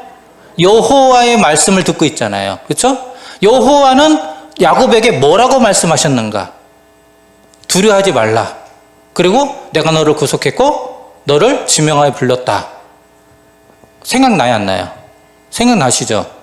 그러니까 이렇게 우리가 사실적인 내용들을 갖고서 서로 대화를 나누면서 뭐라고 얘기하냐면 단순한 단어의 뜻을 넘어 하나님의 행동에 담긴 신학적 의미를 탐구한다. 그러니까 지금 제가 어떻게 보면 내용을 얘기하는 것 같지만 그 내용 속에서 여러분들이 뭘 느껴요? 하나님이 나에게 어떤 존재인지를 어떻게 느껴져요? 감정적으로도 느껴지고 이성적으로도 우리가 어떻게 돼요? 확고하게 정체성을 갖고 주님을 바라볼 수 있게 되는 거예요. 이런 과정이 있어야 되는 거예요. 그 다음에는요, 해석 비교 질문이 있어요. 이건 뭐냐면 만약 하나님이 나를 내 것이라고 선포하셨다면 세상이 나에게 너는 다른 것이라고 말하는 목소리, 너는 실패했어, 너는 부족한 사람이야 라는 그런 말을 했을 때 이 안에서 충돌이 일어나잖아요. 하나님은 나를 귀한 존재로서 내 것이라고 말씀하셨는데 세상은 나에게 너는 바보야, 너는 너무 부족해, 넌 쓸모없는 인간이야, 그런 말을 들었을 때 그 안에서 충돌을 합니다. 그럼 나는 정말 귀한 존재인가? 쓸모없는 존재인가? 그러면 이 두 가지 충돌 속에서 나는 어떻게 반응하고 있는가를 내 스스로가 찾는 거예요. 여기에서 내가 자존감이 떨어지거나 아니면 내가 신앙을 통해서 세상이 뭐라 그래도 나는 하나님의 자녀야라는 어떤 신앙의 확고함을 갖고 있는지 이것을 스스로가 발견하게 될 수 있다는 거예요. 그래서 이런 충돌을 통해서 우리는 상반된 두 가지를 서로 비교해보고 그 비교된 상황들 속에서 우리는 해답을 어디서 찾아야 돼요? 사람을 찾아가서 상담하는 게 아니라 이런 문제는 신앙적인 문제니까 성경 안에서 찾아야 되는 거예요. 그래서 성경을 알아야 되는 거예요. 그래서 성경을 알수록 우리는 더 많은 은혜를 받을 수 있게 되는 겁니다. 그리고 나서 그 다음에 적용 실천 질문이 나와요. 우리가 그냥 내용을 갖고 질문만 하는 게 아니라 이제 그 내용 속에서 내가 일주일 동안 생활할 때 어떤 실천을 할 것인가? 너는 내 것이라는 이런 정체성, 나는 누구 것이에요? 남편 것? 아내 것? 우리 아이들 것? 아니면 나는 내 것? 우리는 하나님의 것. 그러면 이 정체성 속에서 나는 하나님의 것으로서 내 직장에서는 어떻게 생활을 해야 되는지, 또는 가정에서는 내가 하나님의 사람으로 어떻게 이제 가정에서 살아가야 할 것인가. 이런 걸 구체적으로 내가 생각을 해보고 실천할 수 있는 것을 하나씩 찾아보는 거예요. 예를 들어서 회사에서 나는 회사 사람들이 다 교회 다니는 것도 몰라. 그런데 모른다 하더라도 그들에게 저 사람은 참 뭐가 뭔지 모르지만 우리가 좀 다른 것 같아. 사람이 더 선한 것 같고 착한 것 같고 참 일도 성실하고 칭찬받을 만해. 근데 알고 봤더니 교회를 다니네? 뭐예요?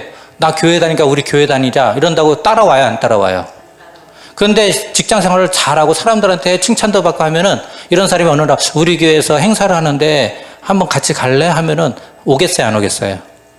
이럴 때는 또 마음이 움직인단 말이에요. 전도는요, 전도지가 하는 게 아니라 누가 전도지예요?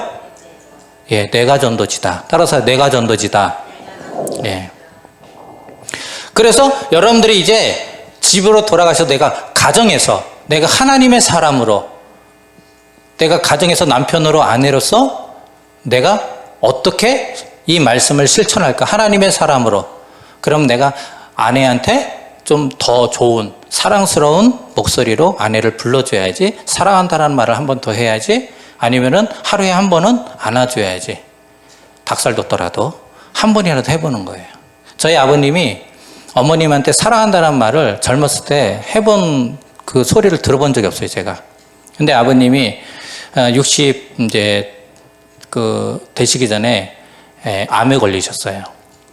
췌장암이 걸리셨는데 암에 걸리고 나서 몸이 아프고 하시니까 어느 때부턴가 어머님한테 사랑한다는 표현을 하시더라고요. 근데 그러시더라고요, 아버님이요. 나이 들어가지고 안 하던 말을 하려니까는 막 없던 데서 닭살이 다 올라오더래요.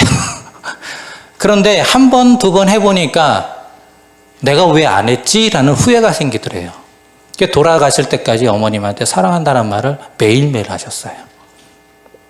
여러분들, 주님 만날 날 딱 앞두고 후회하지 마시고 이제 집에 가셔서 배우자한테 왼수가 아니라 여보 왼수지만 그래도 당신 사랑해. 그래도 나를 위해서 가장 애쓴 사람 당신이잖아. 내 속에서 미움도 있고 싫은 것도 있고 옆에서 숨 쉬는 것도 보기 싫어가지고 발로 차버리고 싶어도 그래도 나를 위해서 헌신하고 지금까지 와준 게 당신이 나를 위해서 가장 많이 헌신했으니까 그래도 당신 사랑해. 한마디라도 해보세요. 가정이 바뀌어요. 그리고 이러한 실천들을 하나하나 여러분들이 한 주 한 주 정해서 내 짝과 토론해서 이번 주에는 뭘 실천할 것인가 물어보세요. 내가 생각하는 것과 짝한테 고백을 했을 때하고는 달라요. 내가 뭘 할 것인지를 옆 사람이 알면은요, 내가 더 실천해야 되겠다는 마음이 더 강해져요. 그래서 짝이 중요한 거예요. 신앙의 짝을 만드세요. 그래서 그 사람과는 그 어떤 것도 함께 나눌 수 있는 사람을 교회 안에서 한 사람, 두 사람, 세 사람 만들어 가셔야 돼요. 그러면은 교회 안에 와서 거룩한 척 앉혀 있질 않아요. 내가 더 그 안에서 그 사람과 더 많은 얘기를 하고 싶어져요. 그런 교회가 되면은요, 행복해질 수밖에 없어요. 문제가 왜 생겨요? 내가 더 헌신하고 희생하면 되지. 그러면 그런 사람들이 모이면 교회는 당연히 문제가 커지는 게 아니라 어떻게 돼요? 작아져요. 그래서 이러한 내용들을 갖고 메타인지 내가 뭘 모르고 있는지를 계속 찾는 과정을 가지셔야지 여러분들이 그 안에서 자라나게 돼 있어요. 이제 정리하겠습니다. 여러분들한테 질문을 던져볼게요. 여러분들이 기도하는 것 중에 가장 많이 하는 것 중에 하나가 뭐냐면 하나님 나에게 믿음을 주세요라는 기도를 많이 해요. 여러분들도 그런 기도 해보셨죠? 예. 그러면 그 믿음이 하늘에서 뚝 떨어질까요? 아니면은 실현의 과정이 생길까요? 잘하시네요. 그렇죠? 근데 우리는 기도할 때 어떤 생각을 해요? 하늘에서 믿음이 뚝 떨어질 것처럼 생각해요. 그래서 막 부흥회하고 뭐하고 막 하나님 저에게 믿음을 주시옵소서 주시옵소서 막 장이 끊어질 정도로 막 통성으로 기도하고 밤을 새고 기도해요. 근데 안 떨어져요. 근데 기도하고 집에 갔더니 남편이 밤새고 왔다고 화를 내고 막 이러는 거예요. 그러면 그때 어떻게 해야 돼요? 하나님 믿음을 달라고 했으니까 가서 같이 후라이팬 들고 싸워요? 아니잖아요. 주야 여보 미안해. 그래도 내가 당신을 위해 가정을 위해서 내가 기도하느라고 좀 교회에서 밤샜는데 이해해줘. 화는 이만큼 나지만 내가 뭘 잘못했어. 이게 속에서 본성이 막 올라오지만 그래도 참고. 왜? 나는 누구 것이니까. 이 정체성만 가지면은요 참을 수 있어요. 내 성격은 못 참는데 십자가 앞에 서면요 참을 수밖에 없어. 왜? 예수님 십자가에 죽으셨는데 죽음 앞에 내가 뭘 갖다 대겠어요? 아무것도 될 게 없잖아요. 그러니까는 여러분들이 신앙이 있어서 항상 하나님의 사람이라는 사실을 갖고 가정에서 그리고 사회에서 살아보시면 뭐가 달라지는지 아실 거예요. 그걸 여러분들이 스스로 경험하시고 느끼셔야 이게 간증이 되고 여러분들이 앞으로의 신앙생활하는데 더 희망과 행복과 뭔가 가슴 떨림의 그런 시간들이 기대되는 그러한 신앙의 길을 걷게 되는 거예요. 그러시길 바라고, 그리고 이 내용을 마음에 품고 다음 주에 이 메타인지에 대한 부분을 더 훈련을 할 겁니다. 그러니까 오늘 못했다고 해서 하지 마시고 이 노트를 가지고 가서 이제는 성경 다른 본문, 예를 들어 이 내용, 오늘 이 말씀을 갖고 여러분들이 집에 가서 안무것도는 뭘 얘기하나? 염려? 염려는 무엇인가? 모든 일이라는 건 뭔가? 그 다음에 기도? 기도란 무엇인가? 간구는 무엇인가? 기도와 간구는 어떤 차이가 있는가? 너는 구할 것은, 내가 구하는 게 뭔가? 성경이 구하라고 하는 것도 뭔가? 그리고 감사하라고 했는데 내가 감사하고 있는 건 뭐지? 그럼 하나님이 기뻐하시는 감사는 무엇일까? 그리고 하나님께 아뢰라. 나는 어려움이 있을 때 하나님을 찾는지 사람을 찾는가? 이런 질문들을 쭉 만들어 보시는 거예요. 그러다 보면은 그 안에서 여러분들 마음에 딱 걸리는 게 있어요. 딱 잡히는 게 있어요. 그럼 그 말씀 갖고 기도하는 거예요. 그러면 그것이 여러분들의 신앙이 되고 말씀이 되는 겁니다. 이런 훈련들을 계속 해 나가시길 바랍니다.